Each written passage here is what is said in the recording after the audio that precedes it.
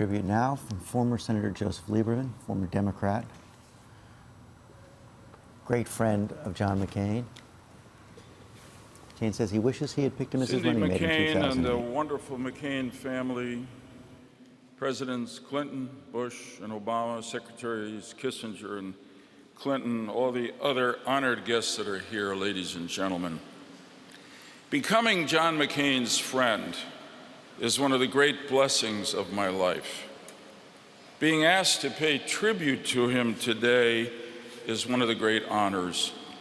And for that, I thank Cindy and the entire McCain family. And I also want to thank them, including his mother, his brother, his sister, the 7 wonderful children, for the love and support you gave John throughout his life and his service, none more than in the last year of his life. And you, Cindy, have been absolutely saintly,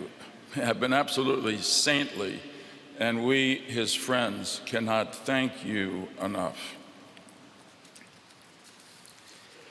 There's a special satisfaction that comes from serving a cause greater than yourself.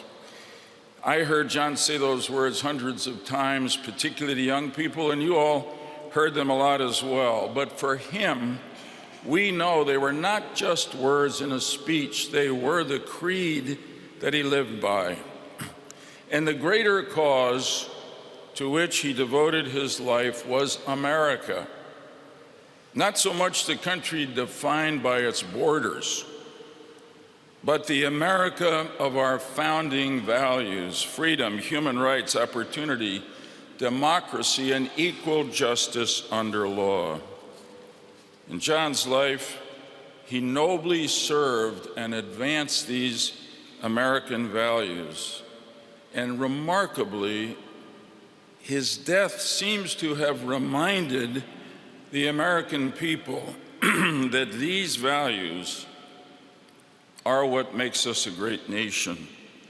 Not the tribal partisanship and personal attack politics that have recently characterized our life. This week's celebration of the life and values and patriotism of this hero, I think, have taken our country above all that.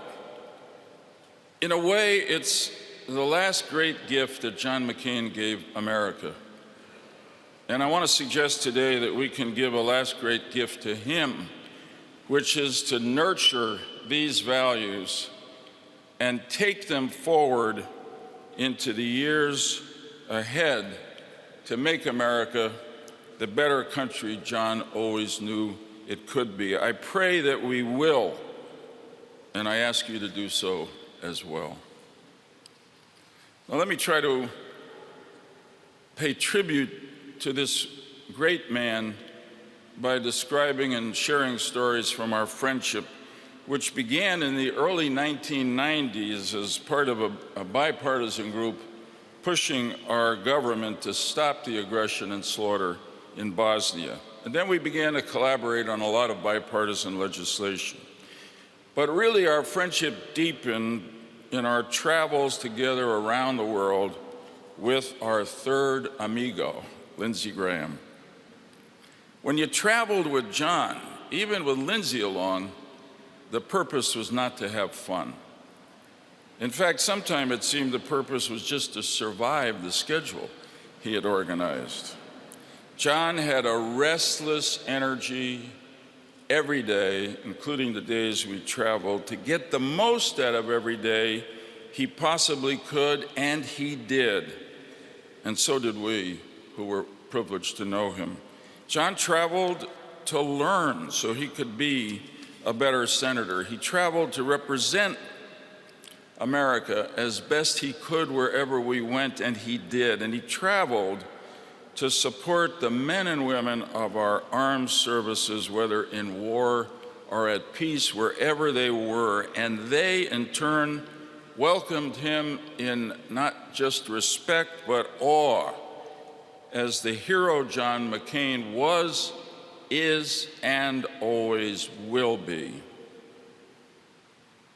In shared experiences and long conversations on these trips, John and I got to know and trust each other as friends in a way that doesn't happen, because it can't happen much anymore in the frenetic Washington life of senators. Our friendship taught me many things, including, I must add, some jokes that I otherwise never would have known. John loved to laugh and make others laugh. When he found a joke that people liked, he told it over and over and over again. One of my favorites was about the two inmates going through the food line for dinner at the state penitentiary. One says to the other, "The food is terrible here." And the other says, "It was a lot better when I was governor."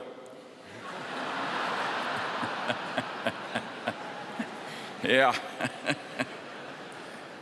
I heard that one often, and I laughed every time, because John laughed so hard every time he told it.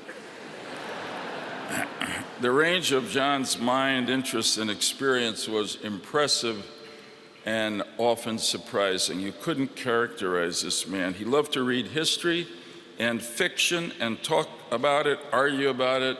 He had a pervasive curiosity about just about everything in life.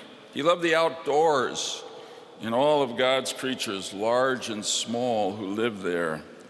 Most people would be surprised by how much pleasure this combative senator got from watching the hummingbirds at the McCain family home outside Sedona, Arizona. But of course, John's great strength was his character. He was honest, fair, and civilized. In all the times we were together, I never heard him say a bigoted word about anyone. The American people saw this great quality most clearly during the 2000 campaign, when that woman made an offensive statement against then Senator Barack Obama. To me, what was most impressive about John's reaction was that it was pure reflex. It was who John was. He didn't need to consult anyone. He immediately defended his opponent's name and honor, and thereby elevated for that moment our politics and made us a more perfect union. Personally, I can tell you that John was a real friend in accommodating what to him were my unusual practices as a religiously observant Jew. Whether it was walking with me on a Saturday to an important meeting, or turning down a popular Friday night dinner invitation at the Munich security conference we went to every year because it was too far to walk, we would stay in the hotel and have what John learned to call our Shalom Shabbat dinners, peaceful Sabbath dinners. But of course, with John, they weren't that peaceful. John, naturally, in doing these wonderful acts of friendship, grumbled all the way about what I was putting him through, you know. Right now, I think he's probably deriving some pleasure from the fact that it turned out that his funeral was held on a Saturday and I had to walk to get here. I'm sure if he were right now, he'd tell me that that was divine justice. He ultimately, as he did with so much of his life, turned these interfaith experiences into a truly hilarious comedy routine. It began with a solemn pronouncement by John that he was converting to Judaism. Then he explained much less solemnly, "I do this not because of any particular liking for the religion. It's just that for so many years I've had to go along with all of Joe's religious nonsense that I might as well convert and get the benefits." One of his favorite targets was the Sabbath elevators in Israeli hotels, which are pre-programmed to stop at every floor. You know, John had many virtues, but patience was not one of them. Therefore, rides on those Shabbat elevators were not the happiest times we spent together. I say this both to say in stories how full and genuine was John's acceptance of my religious practices, which were different from what he knew, but also to make a larger point, because I can tell you in everything we did together around the world and here in Washington and across America, he showed that same acceptance, respect, curiosity about everybody's religious observances and about everything else about them that was different from himself and his own experiences. I've said that patience was one virtue John didn't have. Forgiveness was a great virtue he did have. And here's a story to make that clear. Once on a trip to Hanoi, as we were touring the Hanoi Hilton, a crowd of Vietnamese college students recognized John, and they began to chant wildly, "McCain, McCain." They wanted to take his pictures and have him sign autographs. When it was over, I asked him why he got such a rock star reception in Hanoi. And with classic directness, he said, "Well, first, Joe, it's because they've been taught that I was treated a lot better here than I really was.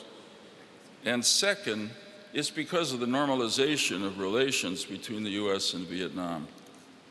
Well, that was a classic McCain understatement. Along with President Clinton and John Kerry, John McCain was the leader in Congress in bringing about the normalization of relations between the US and Vietnam, an extraordinary act of personal forgiveness when you consider what the Vietnamese did to him during his 5.5 years as a prisoner of war. After his injuries in Vietnam, he could not pursue his ambitions in the Navy. So he turned to government service as his greater American cause. Of course, I didn't know John in his youth, but I don't think, from what I've heard, that he was born with the natural skills of a legislator. And yet he learned them and became a great one. He knew when to be irascible and immovable and when to negotiate and compromise to get something done. He regularly reached across party lines because he knew that was the only way to solve problems and seize opportunities for the people of our country and his state. As a result, his legislative record is extremely impressive. He also fought and lost some big battles to stop climate change, to close the gun show loophole, to broadly reform our immigration laws. But that never seemed to get him down or diminish his ardor for the next battle. He loved to win, but he also loved a good fight for a just cause, even if it didn't succeed. Overall, he won many more than he lost, and all of his big wins were achieved with bipartisan support. In 2008, when John was the Republican nominee for president, he had this far-out idea of asking a Democrat to be his running mate. Can you believe that? Let me explain it to you, as he did. When he first talked to me about it, I said, "You know, John, I'm really honored, but I don't see how you can do it. Even though I won my last election as an independent, I'm still a registered Democrat." And John's response was direct and really ennobling. "That's the point, Joe," he said with a certain impatience. "You're a Democrat, I'm a Republican. We could give our country the bipartisan leadership it needs for a change." When John returned to the Senate after his surgery last summer and voted against the Republican health care bill, some people accused him of being disloyal to his party and the president. But that was not the case. If you listen to the speech he gave that day, you'll know it was not the case. That speech made clear that his vote was not really against that bill, but against the mindless partisanship that has taken control of both of our political parties and our government and produced totally one-sided responses to complicated national problems like health care. And of course, he was right. In his remarks last July, John also spoke eloquently of our position in the world, of America's continuing responsibility for principled leadership in the world. It was as if he thought that might be one of his last best opportunities to move his colleagues and his country. It's a speech worth reading, but I just want to quote one sentence. "What greater cause could we hope to serve than helping keep America the strong, aspiring, inspirational beacon of liberty and dignity and defender of the dignity of all human beings?" That, in short, was the McCain American foreign policy: moral, engaged, and strong. And again, these words were not just rhetoric for John. He acted on them, he lived them. In our travels around the world, I can tell you he always reassured our allies and unsettled our enemies, standing for America's best values, attacking totalitarian governments, whether in Moscow, Tehran, Pyongyang, or anywhere else. If we were going to a country that was not fully free, John insisted that we meet with the local human rights activists as well as the government. I will never forget that day in Myanmar. During the military dictatorship there, we met 3 men who had just been released from political prison and showed terrible signs of physical and psychological abuse. And yet they told us that they would never have survived if they had not heard in jail that the great American senator, John McCain, had supported their cause, read their names on the U.S. Senate floor, and demanded their release.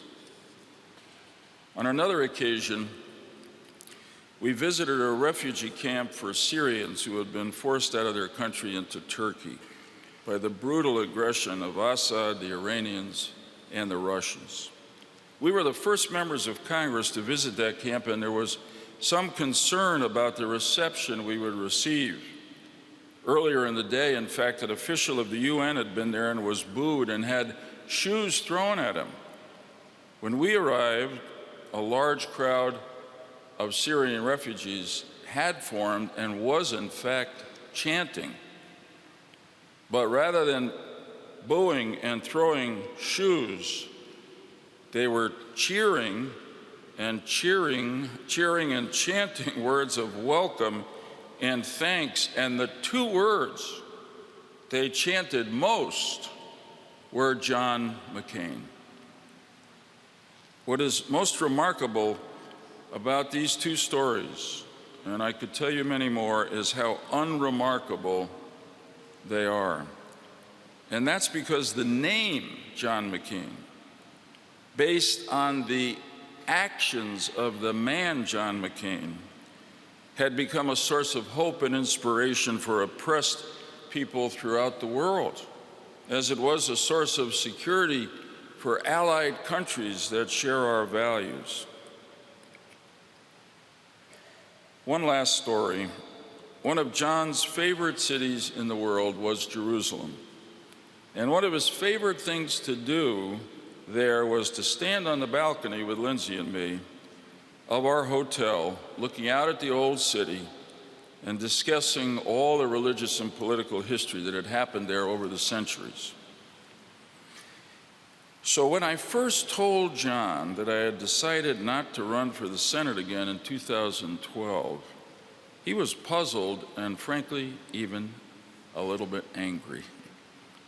But then the next day he called me, and this is my best recollection of the conversation. He said, "You know, I've been thinking, if you go out into the private sector, you're going to make some more money, and then you and Hadassah can afford to buy a second home in Jerusalem that has an extra room for me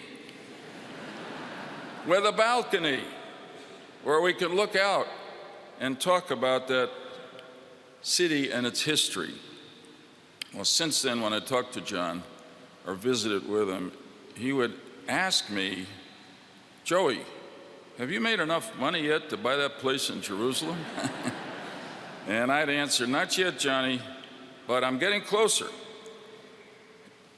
Now, sadly, fate has intervened before we could realize that dream. But I am comforted by the fact that Jerusalem is not just a holy and historic city. It is also the visionary symbol of the dreams that all people share and the destiny that we all desire. It is the original heavenly shining city on the hill. In that sense, for many people in the life of the Spirit, Jerusalem, the shining city on the hill, are really heaven. And it is to that heavenly Jerusalem where I am confident the soul of John Sidney McCain III is going now. And I want to imagine that there's going to be a beautiful home waiting for him there with a balcony from which he can contemplate the shining city and hopefully inspire us here on earth to conduct ourselves with just some of the patriotism, principles, and courage that characterized his magnificent life of service to America and to so many noble causes greater than himself. Godspeed, dear friend. May angels sing you to your eternal home.